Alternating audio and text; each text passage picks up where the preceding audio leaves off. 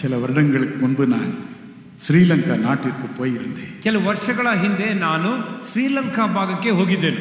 அப்பொழுது நண்பர் ஒருவர் ஒரு டாக்டருக்காக பிரார்த்தனை செய்ய வேண்டும் என்று அழைத்து போனார். ಆಗ ನನ್ನ ಸ್ನೇಹಿತರಲ್ಲಿ ಒಬ್ಬ ವೈದ್ಯರಿಗೆ ಪ್ರಾರ್ಥನೆ ಮಾಡಬೇಕೆಂಬುದಾಗಿ ನನ್ನನ್ನು ಕರೆದುಕೊಂಡು ಹೋದರು. அவருடைய வீட்டிற்கு போனேன். ಅವರ ಮನೆಗೆ ಹೋದೆನು.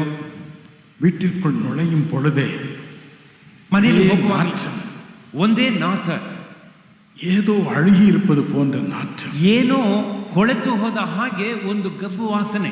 எப்படியோ சமாளித்துக் கொண்டு உள்ளே போனோம். ಹೇಗೋ ಸಹಿಸಿಕೊಂಡು ಒಳಗೆ ಹೋದೆನು.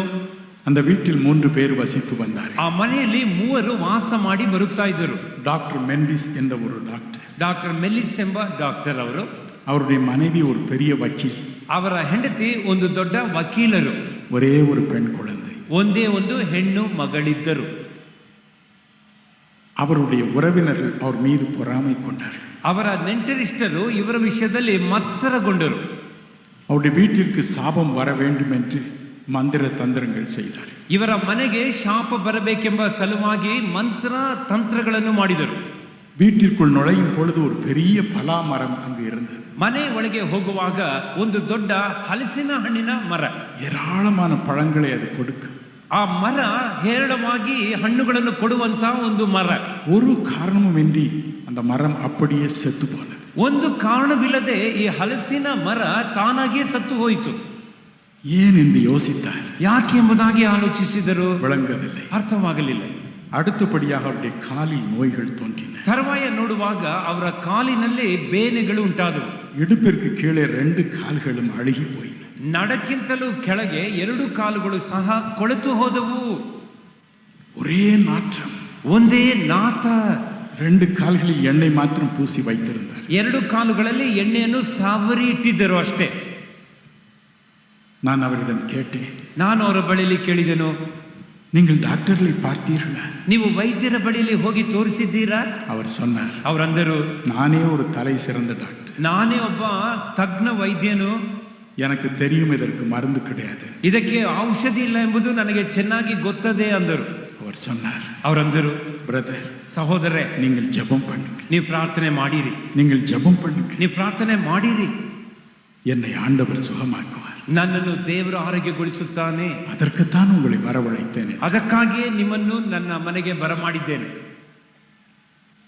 மிகுந்த கண்ணீரோடு, மிகுந்த பயத்தோடு, நடுக்கத்தோடு எண்ணெய் பூசி நான் அவருக்காக ஜெபம் செய்தேன். ಅಧಿಕ ಭಯದಿಂದಲೂ ಅಧಿಕ ಕಣ್ಣೀರಿನಿಂದಲೂ ಎಣ್ಣೆ ಹಚ್ಚಿ ಅವರಿಗಾಗಿ ನಾನು ಪ್ರಾರ್ಥನೆ ಮಾಡಿದ್ದೇನೆ.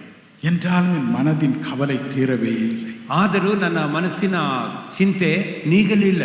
ஐயோ, அவர் எப்படி இருக்கிறாரோ, ಅಯ್ಯೋ, ಅವರು ಹೇಗಿದ್ದಾರೋ, அந்த கால்கள் எப்படி அழுகிவிட்டனவோ, ಆ ಕಾಲುಗಳು ಹೇಗೆ ಕೊಳೆತು ಇದೆಯೋ, என் மனம் சஞ்சலம் அடைந்த. ನನ್ನ ಮನಸ್ಸು ಚಂಚಲಕ್ಕೆ ಒಳಗಾಯಿತು. இந்தியாவிற்கு வந்துவிட்டேன். ಭಾರತಕ್ಕೆ ಬಂದು ಬಿಟ್ಟೆನು. சில வருடங்கள் கழித்தன. ಕೆಲವು ವರ್ಷಗಳಾದವು. ஒரு மகா நாட்டிற்கு நான் அங்கு போனேன். ಒಂದು ಕೂಟಕ್ಕಾಗಿ ನಾನು ಅಲ್ಲಿಗೆ ಹೋದೆನು. அங்கே நன்றாக உடை அணிந்த ஒரு மனிதர் வந்து என்னை வணங்கினார். ಅಲ್ಲಿ ಚೆನ್ನಾಗಿ ಉಡುಪನ್ನು ಧರಿಸಿಕೊಂಡಂತ ಒಬ್ಬ ವ್ಯಕ್ತಿ ನನ್ನನ್ನು ಬಂದು ನೋಡಿದರು. அவர் சொன்னார், ಅವರಂದರು, என்னை தெரிகிறதா? ನಾನು ಯಾರೆಂಬುದಾಗಿ ಗೊತ್ತಾ? நான் சொன்னேன், எனக்கு தெரியவில்லை. ನನಗೆ ಗೊತ್ತಿಲ್ಲ ಎಂಬುದಾಗಿ ಅಂದೇನು. நான் தான் டாக்டர் மெண்டிஸ். ನಾನೇ ಡಾಕ್ಟರ್ ಮೆಲ್ಲಿಸ್ ಅಂದರು. உங்கள் கால்கள் எப்படி இருக்கின்றன என்று கேட்டேன். ನಿಮ್ಮ ಕಾಲುಗಳು ಹೇಗಿದೆ ಎಂಬುದಾಗಿ ನಾನು ಕೇಳಿದೆನು. நன்றாக இருக்கிறேன். ಚೆನ್ನಾಗಿ ಇದೆ ಅಂದರು. என்ன நடந்தது என்று கேட்டேன். ಏನು ನಡೀತೆಂಬುದಾಗಿ ಕೇಳಿದೆನು. ஐயா, நீங்கள் ஜெபம் செய்து போய்விட்டீர்கள். ಅಯ್ಯ, ನೀವು ಪ್ರಾರ್ಥನೆ ಮಾಡಿ ಹೋದಿರಿ. அற்புதமும் அதிசயமாக என்னுடைய கால்கள் சுகமடைந்து விட்டன. ಅದ್ಭುತವಾಗಿಯೂ ಅತಿಶಯವಾದ ರೀತಿಯಲ್ಲಿಯೂ ನನ್ನ ಕಾಲುಗಳಿಗೆ ಆರೋಗ್ಯ ಸಿಕ್ಕಿತು. இயேசு என் சாபங்களை மாற்றினார். ಯೇಸು ನನ್ನ ಶಾಪಗ್ರಸ್ತಿಕೆಯನ್ನು ಬದಲಾಯಿಸಿದನು. அந்த மந்திர தந்திரங்கள் ஒளிந்து போயின. ಆ ಮಂತ್ರ ಮಾಟದ ಬಲಗಳೆಲ್ಲ ಮುರಿಯಲ್ಪಟ್ಟಿತು. இன்று நான் பழையபடியும் நான் வேலை செய்கிறேன். ಇಂದು ನಾನು ಮುಂಚೆ ಇದ್ದ ಹಾಗೆ ಕೆಲಸ ಮಾಡುತ್ತಾ ಇದ್ದೆ. சந்தோஷமாய் வாழ்கிறேன் என்று சொன்னார். ಸಂತೋಷವಾಗಿ ಜೀವಿಸುತ್ತಾ ಇದ್ದೇನೆ ಅಂದರು. இயேசு உயிரோடு இருக்கிறார். ಯೇಸು ಜೀವಿಸುತ್ತಾ ಇದ್ದಾನೆ. ஆசீர்வாதத்தை கொடுக்க ஆவலோடு காத்து நிற்கிறார்.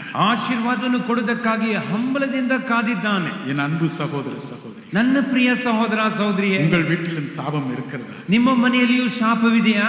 கவலைப்படாது, ಚಿಂತೆ ಮಾಡಬೇಡಿ. என்று ಇಂದು இந்த நேரத்தில் ಈ ಸಮಯದಲ್ಲಿ அருள்நாதர் உங்கள் சாபங்களை மாற்றுவார். ಕೃಪಾಸಂಪನ್ನಾದ ದೇವರು ನಿಮ್ಮ ಶಾಪಗ್ರಸ್ತಿಕೆಯನ್ನು ஆசீர்வாதத்தை அருளி செய்வார். ಮತ್ತು ಆಶೀರ್ವಾದವನ್ನು ನೀಡುತ್ತಾನೆ. இந்த இரவு உங்கள் நோய்களை குணமாக்குவார். ಈ ರಾತ್ರಿಯಲ್ಲಿ ನಿಮ್ಮ ವ್ಯಾಧಿಗಳನ್ನು ಗುಣಪಡಿಸುತ್ತಾನೆ. ஆசீர்வதிக்கவே ஆசீர்வதிப்பேன். ಖಂಡಿತವಾಗಿಯೂ ಆಶೀರ್ವದಿಸುತ್ತೇನೆ ಅನ್ನುತ್ತಾನೆ.